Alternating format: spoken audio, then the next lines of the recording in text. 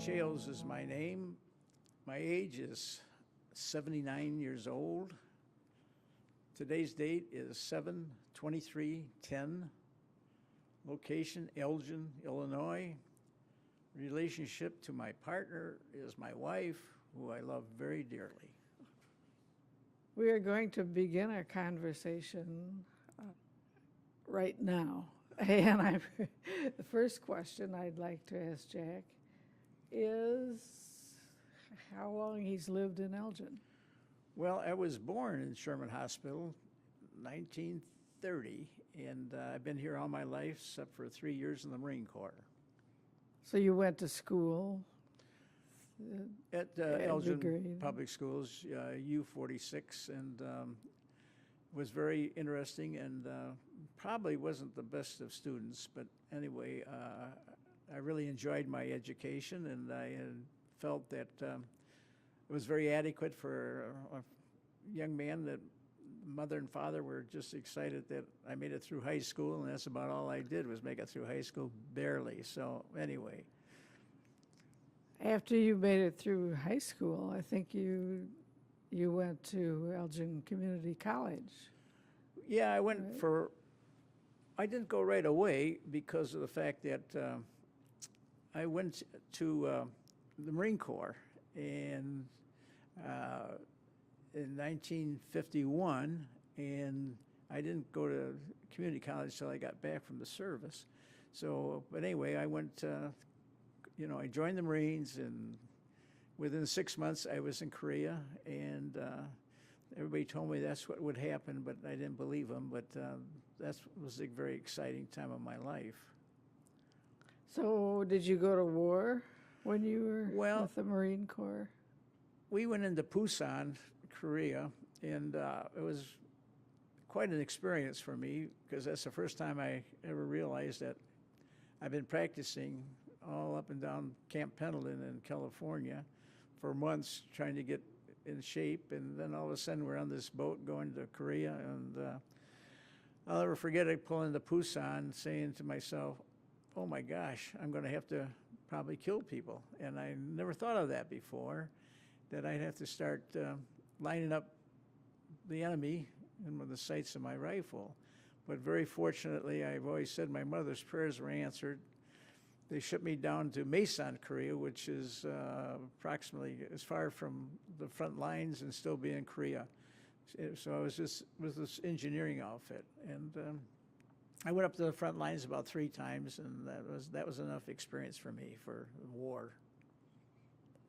So that was your war experience. When you came back to Elgin, and what led you to do the work that you ended up doing? Well, that's an interesting question because, like you said, I went into Elgin Community College for a semester because I got out and I said, gee, what am I going to do with the rest of my life? So I quickly signed up for the community college at that time, and so those next few months I went into studying and trying to be a student, but after 3 years in the Marine Corps it was very difficult. So then summer comes and I didn't know what I was going to do, and so I went looking for a job, and I ended up at the Illinois Hydraulic Construction Company looking for a labor's job. And I went up to the office there, and a fellow by the name of Melvin Pete Rako interviewed me, and he says, the only thing we got is a job in the office. And at that time I was desperate, so I said, I'll take it. And it was $50 a week, and after that it was very interesting times. I was there for 27 years. But I never went back to school after that because of the fact that he told me that he'd give me an education in construction, which he did, and so I stayed with it. So you learned about the construction company, and you are still active with. Yes, and after 27 years, I broke away with a fellow that was working there also, named Gerald Segrin, and we started our own company in '83, and it was very interesting. So we were in business for 20 years, and we did everything. Everybody thought we were crazy when we left the hydraulic because we both had good jobs, and well, we said we wanted to try it. So in 1983, January 7th, I remember the date, we started our company. And so we were together for 20 years, and then decided to split because his two sons and my two sons weren't going to make it together. So now I've got another company, which is Shales McNutt. The other one was Seagren Shales.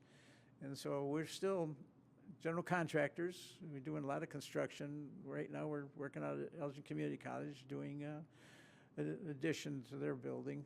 And so it's still very exciting, and I really enjoy what I'm doing. And so when I'll be 80 in November, I don't know, I'm still going to continue to work or not, but I love construction. I love the people I work with. You also love your community, and you've really been deeply involved in the community for many, many years. Can you tell me a little bit how that happened, or why, or where? Well, I always wonder why, too, but as you know, Marlene, you and I have been very fortunate, and so we wanted to give back, and that's one thing Mr. Rako taught me. He says, you got to give. And so in 1954, I was asked, he asked me to head up the United Way for the company. And so now this is going to be my 56th year of working for the United Way every year, raising money for the community and supporting these 30-some agencies. And it's amazing. You do it because you want to do it, really.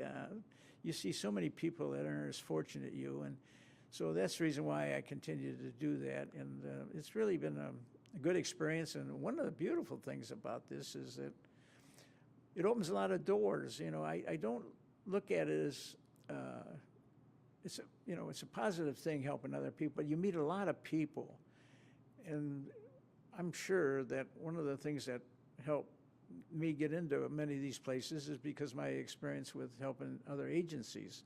So selfishly, it comes back to you, and we've been very fortunate. 56 years we've been married, and but we still continue to do it. And like you always said, I always worry about what I'm going to do but my hobby is raising money for these agencies, so maybe that's what I'll do for the rest of my life. Help raise money for these agencies that do need help. Do you have any stories from any of the agencies that you'd like to share? Well, one of the things that we do, and it's just a small thing. When you retired and when you became 62, one of the ones was helping ECC students that needed help, and so we started that scholarship for the nursing program. And I think that's probably one of the biggest thrills I get is that these people write us little notes thanking, and it ain't very much money, but I think I get thrilled more than any time of anything I've done is when you get little notes from these saying, if it wasn't for you, I would never have been able to finish school because I have told them to use the money any way they want, and sometimes it's paying for babysitters so they could go to school. There's a lot of single parents that want to go back to school, but they don't have somebody to take care of their kids. So from the scholarship money, they give these kids an opportunity to pay for the babysitters. Even one of them, we were paying rent for a person too. So that's a big thrill to me. And I can go on and on about stories, but a lot of these people come up to me and say thank you. And I guess that's a big thrill to me when somebody does take the time, that somebody does notice that you're doing a lot of these things. But it's exciting, it really is. So how long do you think you're going to keep being excited by? Marlene, that's a good question. Like I told you a little while back, that someday I'd talk to you about moving out of town for about a year just to get people forget about us, and maybe they won't call me and ask me to do some of this or ask me for money. But we've got a tremendous following because we have helped so many people. But how long we're going to do it, I don't know. Look at it this way: if I'll be 80 in November, and you'll be 79. So how many more years we got left of life? 10? Who knows? But we'll come to that. we can look back over so many years. It's unbelievable that we are still. They were still here. But then, well, and of course, there's one question there that some of the saddest times of my life too is when my sister committed suicide, and we didn't see that she was struggling with problems, and we didn't see that. And when she committed suicide, that's probably one of the saddest times of my life, because I felt we might have been able to help her, but we didn't see that when she did commit suicide. And and even to this day, I'll think about that, and I'll even get teary-eyed over that. And so these are things that are part of our life. And of course, our 14 grandkids is kind of neat too to have. And so anyway, that's another part. Do you want to say something more depthy about all those grandchildren?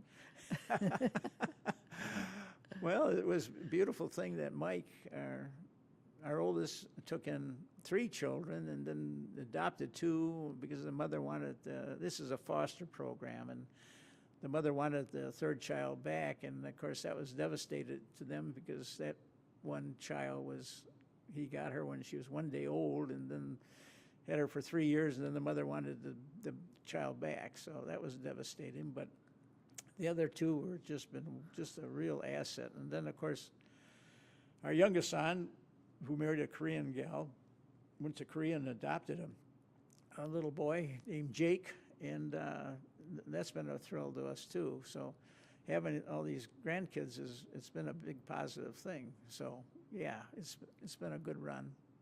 A real good run. Do you have any favorite stories about your work life? Yeah, I got a lot of them. Because you've been working for a good many years. Yeah. To say some of the men I met, and to this day are good friends, it was always kind of a family affair. We always made our employees feel like we're family, and to this day we get together, we try to have a picnic with our people, and we suffer with them when they have a problem with them, and we try to make it much easier for them when they do have a problem. We try to help them. But many of my experience, for example, when I was going out for United Way, that some of these guys didn't like to give money, and so sometimes they would even chase me with a shovel. But anyway, we had a great time, and of course I always took somebody along with me. That was quite an experience. This one guy, he gets so upset, and there's one guy that was so upset with me that on his deathbed, he says, "I'll never forgive you for asking for money. I almost quit the company because of you." Thank God he got better. I thought, what a guilt trip he put on me that night at the hospital. I thought, holy mackerel. But anyway, he got better. So but there's a lot of stories like that. I'm interested to know how the two of you met. That's a good question. We're actually high school sweethearts, and one of the things that happened, one of our friends had a surprise birthday party, and Marlene was invited, and I wasn't, so she invited me, and that's how we started. And we were the class of 1949, Elgin High School, and from there on, we went together for a few months, and then after that, she went into nurses training, and I went into the Marine Corps, and we didn't see each other for 3 years. Then we got back together in 1954, and we got married, and had 4 children and all these grandkids. So anyway, that's how we met in high school, and it's been a good run. We've had a good time together. We had our ups and downs, but mostly ups. And the beautiful thing about it is that we never had an argument, because she always got her own way. So I thought that was very important to say that. I think we never had an argument because I just don't argue. That's a true statement, too. Knowing that we both went to school at the same time, but you had a lot of good friends too in your teenage years. So do you have any great memories of your Well, of teenage? course, the best memory in high school is falling in love with the cutest boy. It was you. It wasn't somebody else. Are you sure? I'm wondering. But I did, and we dated, but we didn't go to the prom together. Jack, in those days, they had semesters. What did they call them? Mid-semester. Mid-semester.